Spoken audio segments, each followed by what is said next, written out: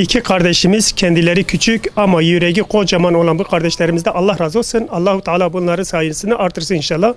Bu gibi çocuklarımız, gençlerimiz olduğu sürece inşallah Gazze'deki kardeşlerimizin mücadelesi devam eder. Bu bizim için çok anlamlı bir şeydir.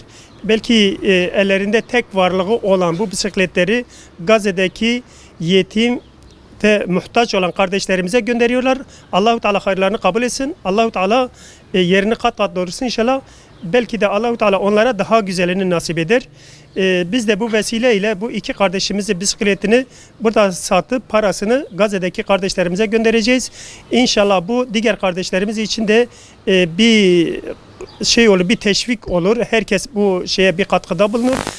Herkes elinde geleni yapıyor. Bak kimisi arabasını, kimisi evini, kimisi bisikletini, kimisi belki cebindeki harçlığını veriyor.